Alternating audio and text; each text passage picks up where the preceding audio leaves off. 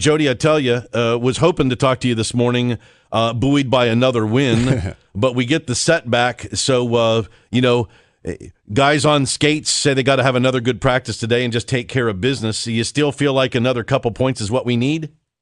Yeah, they got to get 2 points, and Montreal's got to lose one game. So that's the combination they need. They're off today, Joel, so they're not going to practice today. They're going to rest. Okay. And tomorrow is a practice and a travel day, heading to New York City tomorrow to play the Rangers on Friday.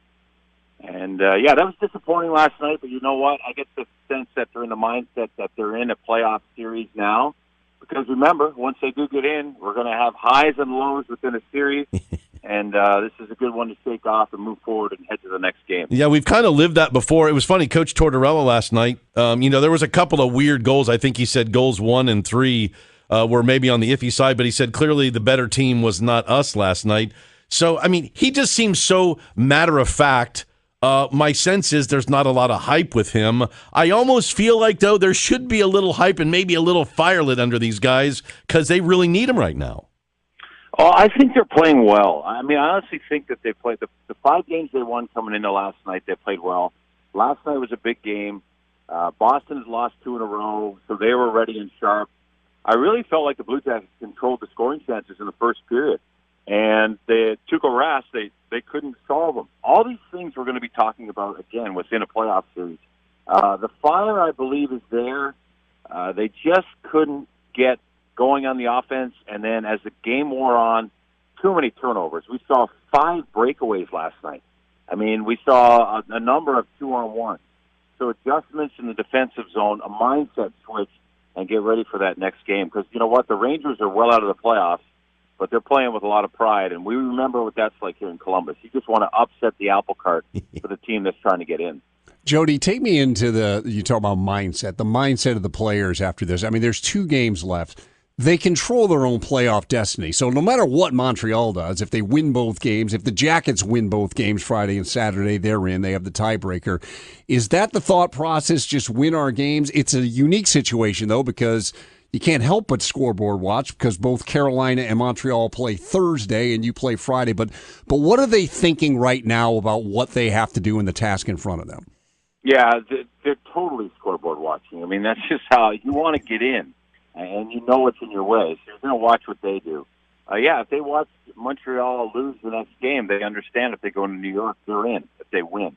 Their mindset is to win the next game. They don't even want to think about the Ottawa game right now. They don't even want to consider putting that into play. They want Montreal to lose, and then they want to roll up their sleeves on Friday night at Madison Square Garden and get into the playoffs. And that would be huge for this team. If it doesn't work out, they'll deal with it then. But really, it's we talked to Oliver Bjorkstrand last night, and you could just sense. They are locked into tonight is rest. Last night was rest.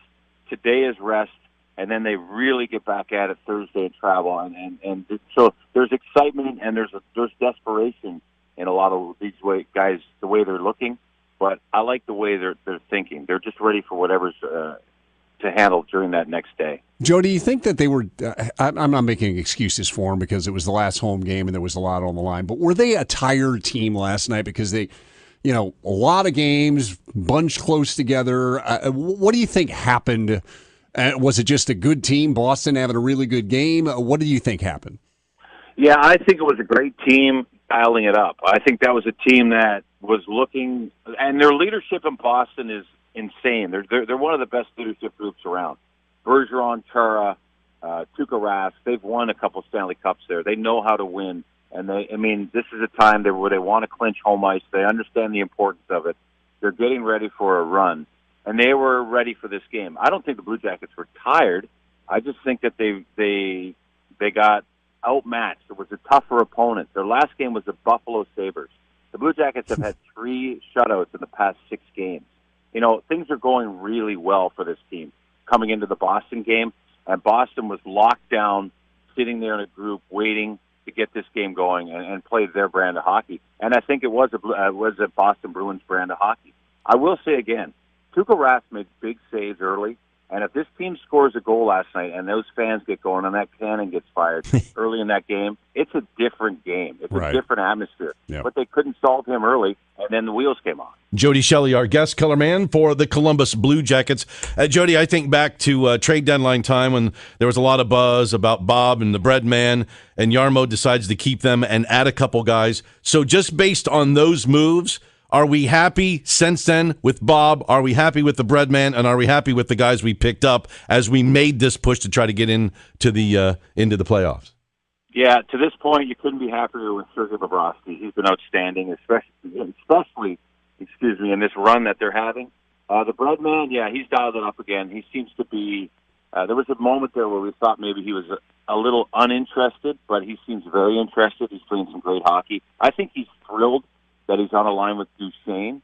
I mean, him and Dubois and Atkinson were the line all year, but they needed something fresh, and I think that Duchesne there with that skill helped Panarin. Just to get a little more excited, those guys are clicking together. And Dzingle's a player that, he's been hot and cold, but he fits in nicely. He's an NHL player that can add that depth on a second line. So this Blue Jackets team, yeah, we're happy with everyone. It took a little while for these guys to gel. These guys now have been through a couple losses, a tough time in a short period with this team. I think that's helped them settle in, and they've really taken off, except for last night. But I'm going to overlook last night. Yeah. Hey, Jody, can you just speak of how difficult it is? It strikes me. I mean, the Jackets have 94 points with 2 games left. Typically, you get 94 points, you're in the playoffs. But they still have work to do. There's going to be, whether it's the Jackets, Montreal, Carolina, there's going to be a really, really good team that does not get in. Can you speak of how tough the East is, in particular, to get in this particular year? Yeah, they would be second in the West, I believe, right now in the Central if they were in that division. I mean, second overall. The Metropolitan Division is a tough place to live. It's got the last 3 Stanley Cups have been awarded to the Metropolitan Division. Of course, it's been the Pittsburgh Penguins twice and then the Washington Capitals last year. So it's the best of the best. And when you know that, you understand the urgency of every single game, and you knew it was going to come down to this. You knew it was going to come to this. I mean, Pittsburgh had a lull this season.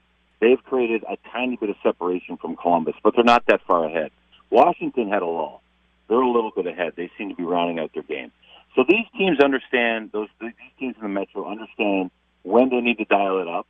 And it's just life here, man. There's those 1 or 2 games you can look back to and think, wow, if you had beaten the Buffalo Sabres in January, you'd be in a different position. Think about that. That's one. This team has played 80 games now, and we're looking at 1 game or 2 games or 1 overtime loss.